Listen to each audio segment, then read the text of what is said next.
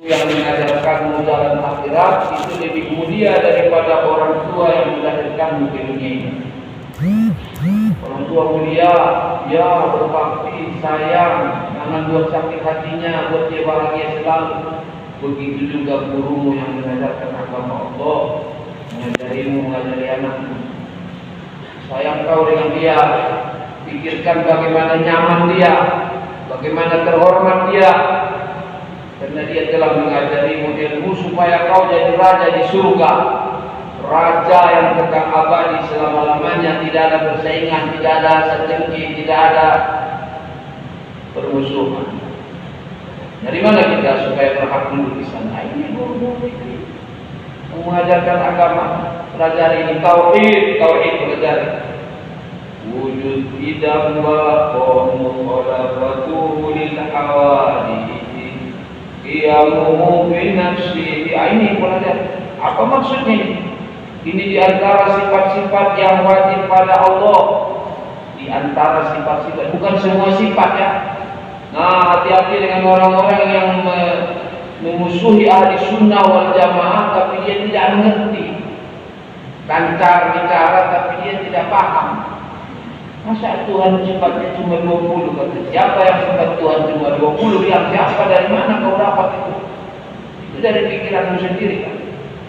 Ulama mengatakan mimma wajibah, dari perkara-perkara yang wajib alal mukallafi, atas orang yang sudah diwajibkan di dalam agama ini tanggung jawabnya mengetahui. Kau mengetahui Allah memiliki sifat, beberapa sifat yang wajib kau pelajari supaya kamu jangan salah di dalam mengimani Allah. Iman kan meyakini, kamu yakin Allah bagaimana? Yang bagaimana itu? Bagaimana sifatnya? Sekalipun bukan sempurna kita memahami Allah ini, kita tidak mampu sempurna. Karena akal pikiran kita ini terbatas, sedangkan Allah tanpa batas, tidak ada batas-batas Allah. Tidak ada batasnya. Semua yang ada batasnya adalah makhluk, benda, ada batasnya. Berapa lebarnya, berapa panjangnya, berapa beratnya, ada batasnya.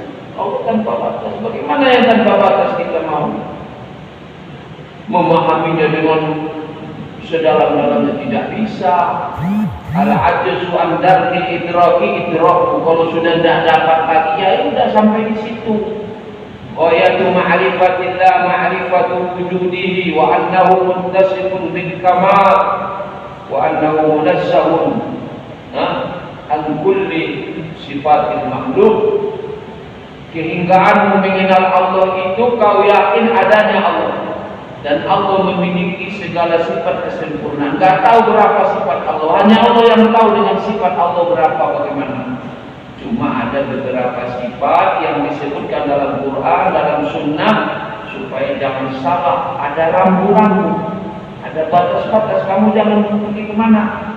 Allah itu ada, Allah itu tidak berpermulaan, tidak didahului tiada.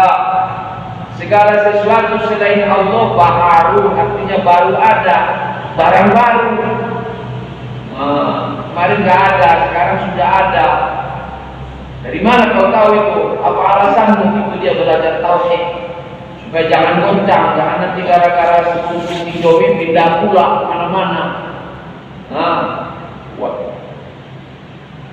Ya, kenapa kau tahu kalau alam ini berpermulaan? Oh iya, sama sifatnya dengan saya. Alam jagat raya ini sama sifatnya dengan kita. Kita berubah-ubah, jagat raya ini juga berubah-ubah. Kadang bergerak, kadang diam, kadang malam, kadang siang. Gak ada yang tetap. Yang tetap itu adalah Allah yang tidak berubah-ubah, tidak berpindah-pindah, bukan pindah ke langit, bukan pindah ke aras. Dia sudah ada sebelum ada langit, sebelum ada aras, sebelum ada dunia, sebelum ada akhirat. Allah sudah ada. Wa huwal an ala ma alaihi kan lam yataghayyar amma kan. Allah sudah ada pada zamani wal makan, sebelum ada waktu dan tempat. Allah tidak diliputi oleh tempat. Bukan di langit, bukan di bumi, bukan di aras, bukan di kursi, bukan di dunia, bukan di akhirat. Kita di akhirat melihat Allah, tapi Allah bukan di akhirat. Kita yang di akhirat ini. Kalau dulu bagaimana, jangan tanya bagaimana. Ini tidak pakai bagaimana, inilah yang menciptakan segala-galanya. Gak tahu kita bagaimana. Laisa kamitslihi syai'. Tidak ada satu pun yang sama dengannya. Wa huwas samiul basir. Dia mendengar dan melihat azali. Dia mendengar melihat yang azali, sebelum ada segala sesuatu dia mendengar dan melihat. Tidak ada hubungannya dengan makhluk. Pendengaran dan penglihatan Allah ada dan tidak adanya makhluk. Allah mendengar dan melihat. Makanya Allah memberikan contoh sama basar, itu isyarat. Sama basar tidak perlu dengan masa dan tempat. Nah, sesuai dengan hakikatnya Allah Ta'ala itu ya sama basar. Bukan wa huwa 'alal 'arsy istawa. Allah tidak masukkan itu di sana. Tiada satu pun yang sama dengan Allah dan dia istawa di atas aras, bukan itu. Dia mendengar dan melihat, dia mendengar sebelum ada langit dan bumi, dunia akhirat semua belum ada, dia mendengar dan melihat. Dan dia mendengarkan segala yang ada. Dia melihat segala yang ada, dia melihat suara, dia melihat yang batin di hati kita. Ya'lamu sirra wa akhfa. Rahasia dan yang paling tersembunyi pun dilihat dan didengarkan oleh Allah Subhanahu wa taala. Dia tidak terbatas, pendengaran terbatas. Di sini kedengaran, tapi kalau dibantah mana tahu kita ada apa dibantah. Di situ sedikit saja tak tahu. Allah mendengarkan segala-galanya. Tidak ada yang tersembunyi baginya, tidak ada yang rancung sehingga dia tidak jelas karena terlalu banyak yang berdoa. Oh tidak, paham dia semuanya. Yang berdoa di Mekah, yang berdoa di Indonesia, yang berdoa di Maroko, semua didengarkan Allah. Allah mendengar dan melihat, kita mendengar dan dia beda. Kita mendengarnya baharu, kemarin tak mendengar. Wallahu akhrajakum min butuni ummahatikum la ta'lamuna syai'an. Wa ja'ala lakumus sam'a wal absara wal af'idah qalilan ma tashkurun. Kamu dikeluarkan Allah dari perut ibumu, kamu enggak tahu apa-apa. Enggak mendengar, enggak melihat, enggak bisa bicara, enggak tahu apa-apa. Maka Allah menjadikan untukmu pendengaran dan penglihatan hati pikiran yang mudah kamu bersyukur. Sedikit di antara kamu yang bersyukur memuliakan Allah. Kamu lebih mendahulukan dunia, bal tusiruna al-hayata dunia wal akhiratu khairum wa abqa. Kamu lebih mendahulukan dunia, ya benar ya Allah. Hamba ingin lebih mendahulukan dunia, yang bantulah kami ya Allah supaya keluar dari cinta dunia ini dari hati kami, supaya keluar dari cinta makhluk ini dari hati kami yang tidak Engkau ridhoi ya Allah. Ya, mengurus dunia yang diridhoi Allah, dunia yang wajib, emang harus kita urus itu.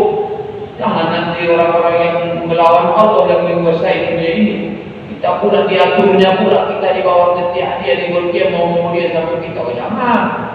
Itu mengurus dunia yang disuruh di dalam agama itu benar. Makanya dunia yang haram, nah itu jangan.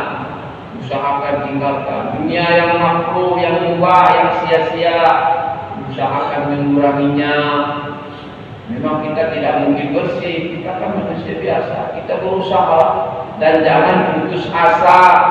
Sebanyak apapun ibadah kita, seistiqomah apapun kita, jangan merasa bangga. Tapi sebaliknya, adakah dosa kita, adakah kelemahan kita, jangan putus asa. Allah Maha Kuasa, Allah Maha Luas karunia-Nya. Dia memberikan kepada orang-orang yang dikehendakinya. Dia ghafiru liman yasha. Allah mengampunkan siapa yang dikehendakinya. Jangan putus asa. Oh, ini banyak kali dosa saya ini ahli neraka. Oh, jangan putus asa. Minta ampun kepada Allah, berniat selalu kebaikan, ajak kepada kebaikan, niatkan kebaikan. Mangkana amrul akhirah, dalam hadis yang masyhur yang banyak riwayatnya disebutkan dalam kitab At-Targhib wa Tarhib, bermacam-macam riwayat di sana oleh Imam Al-Mundhiri Zakiuddin Abdul Azim bin Abdul Qawi Al-Mundhiri, At-Targhib wa Tarhib. Macam-macam sahabat meriwayatkan hadis ini. Siapa-siapa yang kerisauannya akhirat, dia pikirannya gimana akhirat, gimana selamat di akhirat, gimana ini amalan saya, perbuatan saya manfaat di akhirat. Dia selalu memikirkan akhirat, ridho Allah. Apa balasannya ya Rasulullah wahai junjungan? Jama'allahu lahu syamlah. Allah dekatkan hajatnya keperluannya. Allah mudahkan perjalanannya. Entah gimana lah, ada hamba Allah yang membantu dia, ada hamba Allah yang berkhidmat sama dia, ada yang sayang sama dia, ada teman dia yang memasukkan dia kepada hajat dia. Ada, asalkan niat dia akhirat ridha Allah, janjikan Rasulullah SAW, dan dijanjikan oleh Allah, wa may yattaqillaha annahu makhraja, pasti jalan keluar, pasti dimudahkan Allah. Nah, wa ja'ala ghinahu fi qalbi, orang yang niatnya akhirat Allah jadikan hatinya selalu merasa puas, merasa kaya raya, tidak berhajat dengan siapapun, enggak penting dia, enggak ada beban dia. Bagaimana yang penting Allah ridho.